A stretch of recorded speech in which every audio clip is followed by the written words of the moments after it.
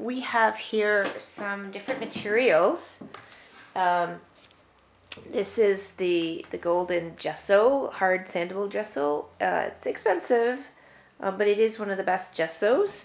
If you don't want to spend expensive, this one is a cheap brand and it works just great.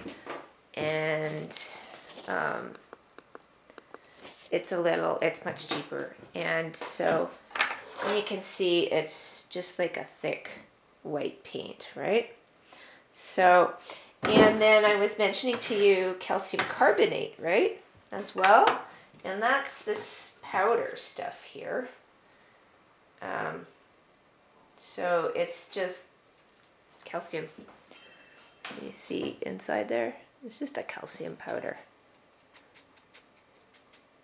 So, so what I could do, I would stir it up in another container and mix it, but I might do, just to keep it simple, let's mix them right on here, because I don't really have time to mix up a new jar of it.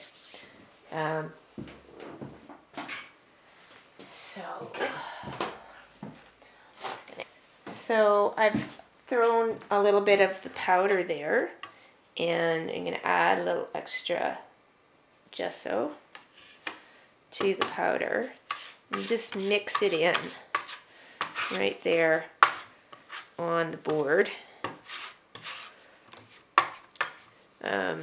So you just stir it with, you know, a wooden stir stick, or, you know, anything really. Spatula. And just mix that powder in till it's thicker if you want to, but you don't have to. You can just put it on like I did, just right out of the container. I just like it better when it's thick, so you can see it's getting quite thick now. The other thing you could get that would do a good job of this, you could order some modeling paste, and basically that's the same thing. It's just more gritty. It's not as smooth. Like it's kind of a sandy texture. So now what I'm doing, and I hope you can, I'm going to zoom in so you can see this better. Just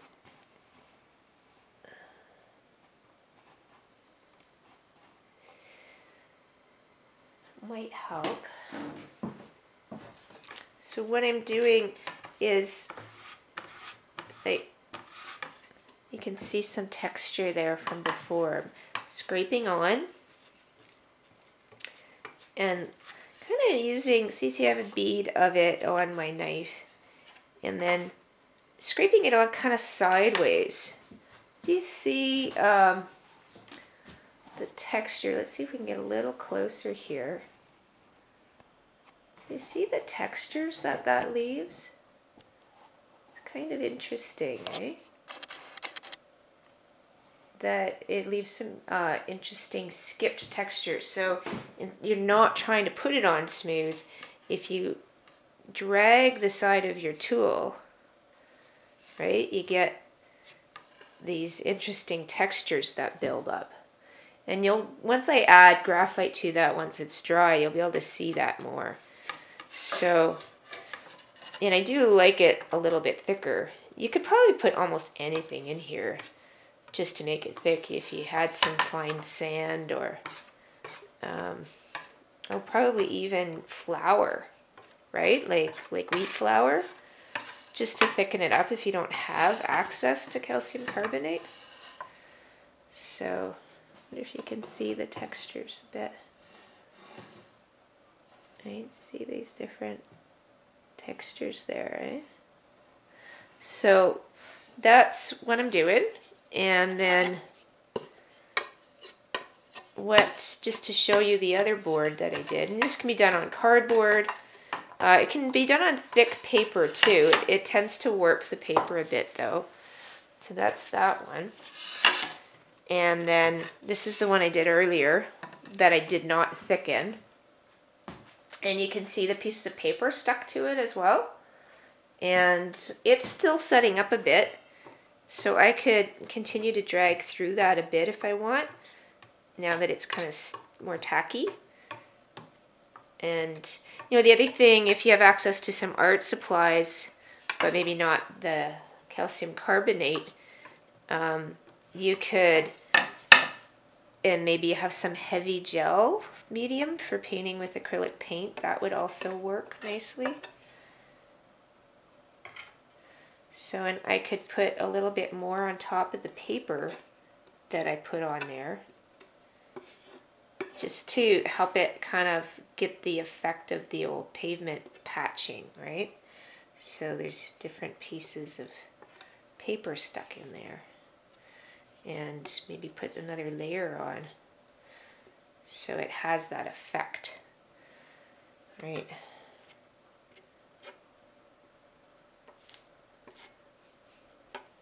Anyhow, so we'll have some fun with that on another lesson day, so that you can see how that can be worked with. And so here's an example that another student had done. So when you see that, you can see more of the texture that you get once you see the graphite on it, right? So you can imagine the cool things you could do with it.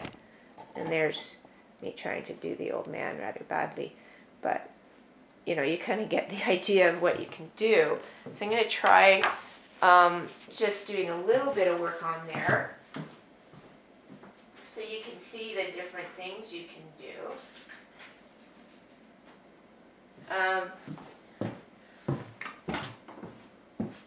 So that, yeah, you can add media to it. And I wonder if I have any. I wonder if I have a graphite stick. I don't know if I do right now. I have to dig it out of another drawer. But one way to cover something like this is to just get a knife and some Conte or charcoal or graphite in a big stick like that, and just get some kind of knife that you can cut with that's really sharp, like, you know, the kind I like actually is one of these types of knives that slide out. It's sort of a small utility blade, and say I want to add some black, I can just scrape off of the stick and make some powder. This is like a dark gray pastel stick. You could use charcoal, and you can use the graphite, like I said. And then just take a Kleenex or even a cotton ball and rub it on. See, this used to be white, like what I just did. And you rub it in. And then it's a lot like what you did for those girls that you were drawing. The backs, those figures that we had worked on last time. So you see how you can add some tone, and then you can, into that, you can draw with a cloth. Sometimes you can pull some off, and you can use sandpaper of different grades. So this is kind of a medium grade, and it leaves scratch marks, right? You could use a really fine one if you wanted to do something really delicate. But you can create a drawing by erasing out. And what I like is that you can use sandpaper, right? And if you use coarse sandpaper, you can even make hair. And I'll send you some images from somebody who had drawn, actually I might have a couple. They drew a white horse in a black background this way. And it was really lovely. They did the mane of the horse using really coarse sandpaper. And also they drew like the, because white horses, they also have long eyelashes, and they drew the eyelashes of the horse with a knife. It's just really neat what you can do with this, right? So imagine what you could do that explores older people and unusual ways of drawing. Like, look at what you can do just with that knife. I'm scraping off. Right? Like, that's pretty interesting, hey? And you look at those, pretty neat. So imagine what you could do with that. In exploring some of your ideas of how could you draw that old pavement and an old person kind of emerging out of that old pavement. I think that could be a really powerful image. And I don't want to show you too much because I want you to explore it yourself. But one of the things to consider that you see there, I have drawn the scratches. I can put another color in there. I don't have to just stay with black and white. Because if I put a color now, the color's going to show up in those creases. So let's say I rub on, I have this magenta red.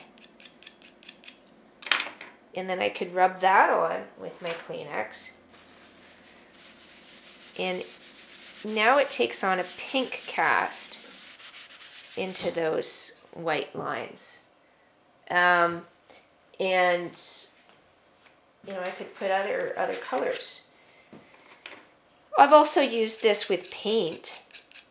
And I found that I can rub paint, like really fine paint, into the cracks. The pastel is not really taking that well. So, you know, you could explore with ink or watercolor, maybe staining into those creases might be kind of fun. So you could try that. I think that would be cool.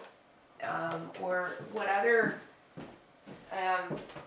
materials could you use that would, you know, stick into those cracks, right? Like what if I try a marker, and what if I try some paint? So I'm going to just try that right now and see what we get. Okay, so I have a marker here. So this is a broad tip marker. Would the marker hold into those creases? Looks like it does. It's also sort of disturbing the graphite that I put on there. Probably not very good for my marker. But, you know, what I want to get across to you is to experiment, right? See you try different things to let your creativity come out and play and try different things and see what you can come up with. Now, watercolor probably isn't gonna stick well to this, right? Like this kind of ground is meant for you know, oil and acrylic paint. But what we could do is to see if some of that color is going to stick into those grooves. And then we can sand off the top of that. So fluid acrylics, like watered down acrylic paint, might work better. And see if you can get it to stain into it. Still kind of interesting. And so we'll see, you see how you can give it some subtleties too, just with a little bit of even the water-based paint. And so I'll see what that does on another day, and we can look at it again to see what that does, right? And we're going to have to give that some time to dry. But I suspect it could be quite interesting. And you could even, you know, once we let it just evaporate a little bit, what if we try soaking a little off the top? Just really light with a cloth.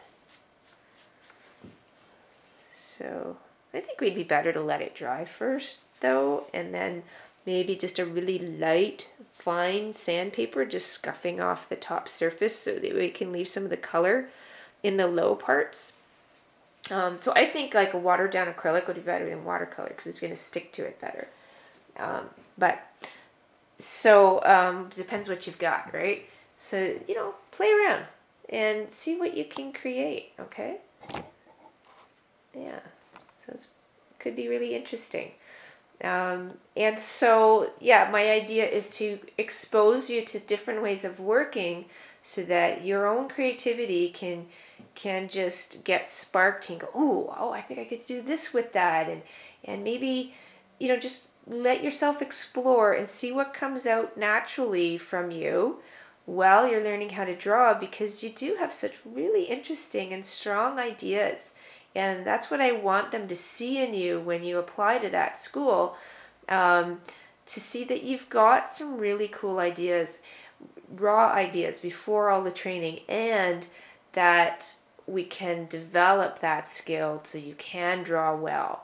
So the more complicated ideas that you end up coming up with, you'll have the skill to achieve that.